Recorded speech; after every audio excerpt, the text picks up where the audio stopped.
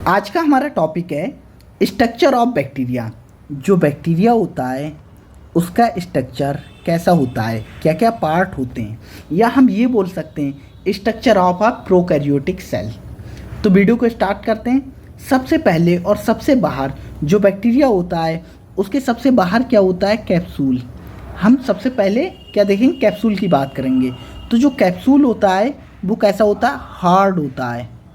Hard होता है और क्या करता है, बैक्टीरिया को प्रोटेक्ट करता है। प्रोटेक्ट करता है या प्रोटेक्शन प्रोवाइड करता है। कैप्सूल के अंदर अगर बात करेंगे तो कैप्सूल के बाद क्या होती है, सेल वॉल होती है। सेल वॉल होती है। सेल वॉल क्या करती है, बैक्टीरिया को सेफ प्रोवाइड करती है, एक पर्टिकुलर सेफ देती है। सेफ बैक्टीरिया को एक पर्टिकुलर सेफ प्रोवाइड करती है सेल वॉल। तो हमने कैप्सूल की बात कर ली। कैप्सूल हार्ड होता है जो प्रोटेक्ट करता है, प्रोटेक्शन का काम करता है। जो हमारी सेल वॉल होती है उसके बाद सेल वॉल क्या करती है, शेप को मेंटेन करती है। उसके अंदर क्या होती है, उसके अंदर होती है सेल मेम्ब्रेन। सबसे बाहर कैप्सूल, कैप्सूल के बाद सेल वॉल, सेल वॉल के बाद सेल मेम्ब्रेन। तो सेल मेम्ब्रेन का काम क्या होता है, सेल मेम्ब्रेन का काम होता है ट्रांसपोर्ट। ट्रांसपोर्ट ट्रांसपोर्ट ट्रांसपोर्ट का मतलब है जो बैक्टीरिया के क्या चीज़ अंदर आना है और क्या चीज़ बैक्टीरिया से बाहर, मतलब जो बैक्टीरिया की सेल से बाहर क्या जाना है और बाहर से अंदर क्या जाना है, इस चीज़ को रेगुलेट कौन करती है, सेल मेम्ब्रेन। हमने 3 स्ट्रक्चर की बात कर ली, capsule, cell wall, cell membrane. Next अब हम कहाँ आ गए, सेल के अंदर आ गए। ये हमने कवरिंग देख ली। अब हम इस वाले पोर्शन में आ गए, अंदर वाले पोर्शन में आ गए। तो अंदर वाले पोर्शन में एक हमारा सरफेस का स्ट्रक्चर और बचा है जिसे कहते हैं फ्लैजिलम। फ्लैजिलम क्या करता है, मोटिलिटी।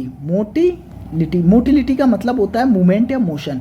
मोटिलिटी को मेंटेन करता है या मोशन को कराने में हेल्प करता है। मोशन में बैक्टीरिया के हेल्प करता है। अब हम इसके बाद ये सरफेस स्ट्रक्चर देखने के बाद हम अंदर आ जाते हैं। तो अंदर सबसे पहले हमें ये ब्राउनिश कुछ स्ट्रक्चर दिख रहा है, कुछ इस टाइप से है।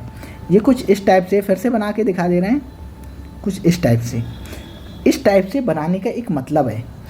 इस चीज़ को क्या कहते हैं, ये जो है इस चीज़ को कहते हैं न्यूक्लियाइड रीजन। न्यूक्लियाइड रीजन को और क्या कहते हैं, सिर्फ इसे न्यूक्लियोइड भी कहते हैं। न्यूक्लियोइड क्या होता है, इसका एक नाम और है, इसे कहते हैं बैक्टीरियल जीनोम। बैक्टीरियल जीनोम भी कहते हैं इसे। तो इसके 3 नाम हो गए, न्यूक्लियोइड रीजन, सिर्फ न्यूक्लियोइड, या बैक्टीरियल जीनोम, बैक्टीरिया का जेनेटिक मटेरियल। तो ये क्या होता है, जो बैक्टीरिया का जेनेटिक मटेरियल होता है उसका सेफ क्या होता है। तो बैक्टीरिया में क्या होता है, जो डीएनए होता है वो क्या होता है, सर्कुलर होता है। सर्कुलर डीएनए पाया जाता है। जो डीएनए होता है इसमें ये सर्कुलर, इसीलिए हमने आपको कुछ इस टाइप से बनाकर दिखाए, सर्कल्स की फॉर्म में। सर्कुलर डीएनए होता है और इनके डीएनए भी क्या नहीं होता है, हिस्टोन प्रोटीन नहीं होती है। इसीलिए इनका डीएनए जो होता है वो सर्कुलर होता है, उसकी फोल्डिंग अच्छे से नहीं हो पाती, इसमें हिस्टोन प्रोटीन नहीं होती है। और जो न्यूक्लियाइड होता है, न्यूक्लियाइड में क्या नहीं होता है, मतलब इसे न्यूक्लियस क्यों नहीं बोलते हैं, न्यूक्लियाइड बोलते हैं क्योंकि इसमें क्या नहीं होती, न्यूक्लियर मेम्ब्रेन नहीं होती है। तो हमने अभी आपको क्या एक्सप्लेन किया है, हमने आपको न्यूक्लियाइड रीजन बताया जिसमें क्या नहीं होती, न्यूक्लियर मेम्ब्रेन नहीं पाई जाती है, और इसे न्यूक्लियाइड भी कहते हैं, इसे बैक्टीरियल जीनोम भी कहते हैं जिसमें सर्कुलर डीएनए होता है, और हम बोल सकते हैं double standard circular DNA. DS मतलब डबल स्टैंडर्ड सर्कुलर डीएनए होता है और डीएनए में हिस्टोन प्रोटीन नहीं पाई जाती है। तो हमने आपको कितने स्ट्रक्चर एक्सप्लेन कर दिए, 1 2 3 4 और 5 स्ट्रक्चर एक्सप्लेन कर दिए। और ये न्यूक्लियाइड रीजन है, इसी को ये क्रोमोसोम्स या डीएनए बोल दिया। तो हमने ये आपको यहीं एक्सप्लेन कर दिया। उसके बाद एक हमारा स्ट्रक्चर ये बचा है, राइबोसोम्स। तो राइबोसोम्स होते हैं, राइबोसोम्स का काम क्या होता है, राइबोसोम्स का काम होता है प्रोटीन सिंथेसिस करना, प्रोटीन को बनाना। और प्रोटीन से क्या बनते हैं, एंजाइम बनते हैं। प्रोटीन से एंजाइम बनते हैं। और इसमें जो राइबोसोम्स होते हैं वो 70S टाइप के होते हैं, ये याद रखना इम्पॉर्टेंट है। और इसमें क्या नहीं होता है, एक चीज़ और, कहाँ जगह नहीं मिल पा रही, इसमें क्या नहीं होता है, मेम्ब्रेन नहीं होती है। जो राइबोसोम्स होते हैं वो मेम्ब्रेन लेस ऑर्गेनल होते हैं, मेम्ब्रेन लेस ऑर्गेनल होते हैं। तो राइबोसोम्स के बारे में हमने कितनी बात की, ये प्रोटीन सिंथेसिस कराते हैं।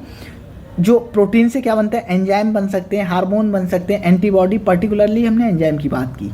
इसमें 70S राइबोसोम्स पाए जाते हैं और ये मेम्ब्रेन लेस ऑर्गेनल होते हैं। ये ओनली ऐसा ऑर्गेनल होता है जो बैक्टीरिया के अंदर पाया जाता है। एक स्ट्रक्चर और बचा है हमारा पिल्लाई। पिल्लाई भी होते हैं कुछ बैक्टीरिया में, क्या होते हैं, फिम्बरी। इनका काम क्या होता है, इनका काम होता है अटैचमेंट। कभी कभी पिल्लाई होते हैं वो क्या करते हैं, रिप्रोडक्शन में भी हेल्प करते हैं बैक्टीरिया के, किस में, रिप्रोडक्शन में।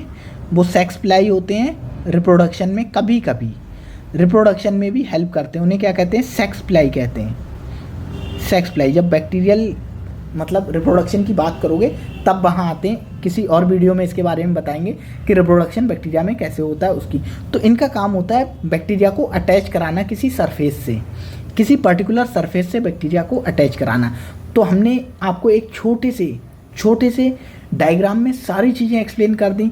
सारे जो प्रोकैरियोटिक सेल्स होते हैं उनके जो पार्ट होते हैं उसे एक्सप्लेन कर दिया। हम ये कहें कि जो बैक्टीरिया होता है, बैक्टीरिया में जो पार्ट होते हैं उसको हमने एक्सप्लेन कर दिया। हर पार्ट का क्या फंक्शन होता है हमने वो भी एक्सप्लेन कर दिया। अगर वीडियो अच्छी लगी हो तो वीडियो को लाइक कीजिएगा, चैनल को सब्सक्राइब कीजिएगा। Thank you.